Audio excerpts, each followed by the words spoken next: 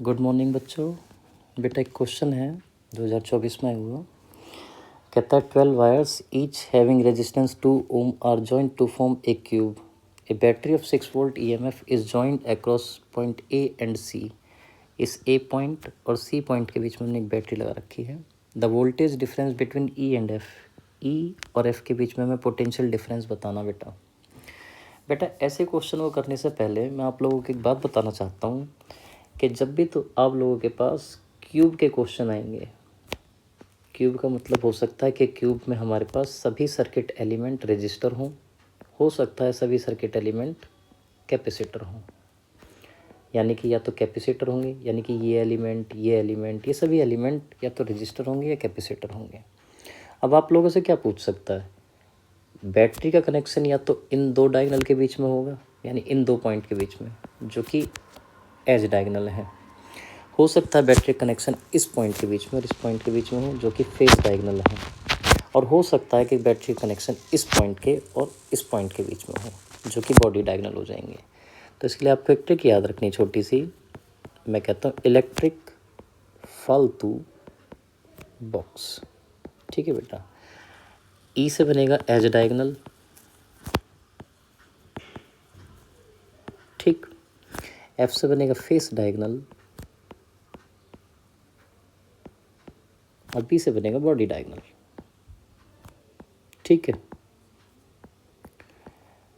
दूसरी बात कि जब हम इनका रेजिस्टेंस कैलकुलेट करते हैं एज डायगोनल से, यहाँ से और यहाँ के बीच में, अगर मैं इसका इक्विवेलेंट रेजिस्टेंस देखूँ, जबकि सारे ही रजिस्टर ये सभी वायर्स आर रेजिस्टेंस के हैं, ठीक है, ये सभी, तो इसका फॉर्मूला हम कैसे लिखेंगे, ध्यान रखना, आर लिख लो और काउंटिंग लिखना स्टार्ट करो। 1 2 3 4 5 6 एंड 7। ठीक है बेटा। अगर ये रजिस्टर ना हो और कैपेसिटर दिए हुए हों, इफ़ देयर आर कैपेसिटर्स,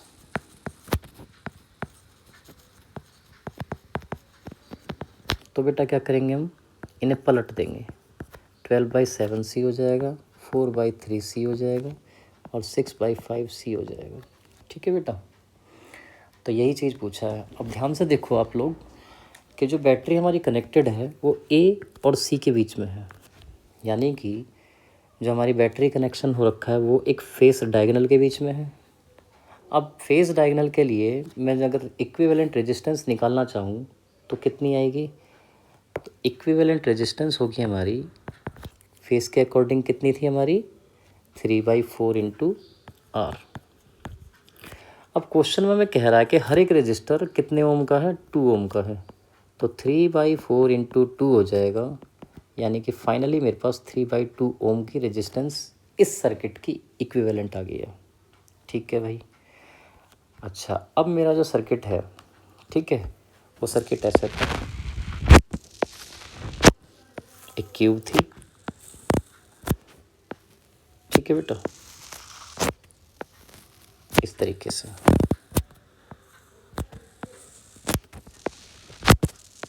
ठीक। और जो बैटरी कनेक्शन था वो इनके बीच में था, 6 वोल्ट की बैटरी लगी हुई थी। अब बैटरी से निकलने वाला नेट करंट पता चल जाएगा हमें, क्योंकि V = IR होता है। V हमारी 6 वोल्ट है, I मुझे पता नहीं, R मुझे पता है कि 3/2 I है। ठीक है। तो करंट निकल रहा है जो बैटरी से, वो हमें पता चल जाएगा भाई कितने ओम का निकल रहा है, I = 4 एम्पियर का करंट। चलो, अब जो पॉइंट नोट करने लायक है और जानने लायक है वो यहाँ है कि देखो, जितना करंट इस बैटरी से यहाँ टर्मिनल पे पहुँचा होगा 4 एम्पियर का, उतना ही करंट वापस लौटेगा भी। भाई एक क्लोज लूप में सर्किट के अंदर से जितना करंट जाता है उतना करंट आता भी है। ठीक है। इस 4 एम्पियर को ए पर पहुंचने के बाद 3 रास्ते मिलेंगे, एक ये और एक ये। मैं मान के चलता हूँ इस रास्ते पे I1 करंट गया, इस रास्ते पे I2 करंट गया और इस रास्ते पे I3 गया। ठीक है। जब यहाँ से सारा करंट कलेक्ट होकर 4 एम्पियर ही ऊपर जा रहा है, तो इसका मतलब यहाँ से I3 करंट वापस आ रहा होगा, यहाँ से I2 करंट वापस आ रहा होगा और यहाँ से I1 करंट वापस आ रहा होगा। सही बात। इसका मतलब ये है कि जो करंट यहाँ जा रहा था I1 वही करंट इस ब्रांच में वापस आ रहा है, तो इस वाली ब्रांच से कोई करंट नहीं मिला। ठीक है, क्योंकि करंट एक स्केलर क्वांटिटी है। अगर यहाँ से कोई करंट आता या इसमें जाता तो I1 पे फ़र्क पड़ना था, लेकिन टोटल I1 पूरा का पूरा यहाँ से चला गया। इसका मतलब इस ब्रांच से कोई करंट कंट्रीब्यूट नहीं हो रहा है। सिमिलरली I2 जब यहाँ से जा रहा है और I2 ही यहाँ से वापस लौट रहा है, तो इसका मतलब इस ब्रांच में भी कोई करंट कंट्रीब्यूशन नहीं है। ठीक है, अब बचता है I3 करंट। जब I3 नीचे पहुँचेगा यहाँ पे, तो I3 के पास भी दो रास्ते, एक यहाँ एक यहाँ। मैंने मान लिया कि ये I4 में टूटा और ये I5 में टूटा, क्योंकि इस ब्रांच में तो कोई करंट कंट्रीब्यूशन है नहीं, तो मतलब I4 पूरा यहाँ मुड़ गया होगा। ठीक है, सिमिलरली इस ब्रांच में कोई करंट कंट्रीब्यूशन है नहीं, I5 पूरा इधर मुड़ा होगा। फिर दोनों कंबाइंड होके I3 बना रहे होंगे। आई होप कि ये बात समझ में आ गई होगी।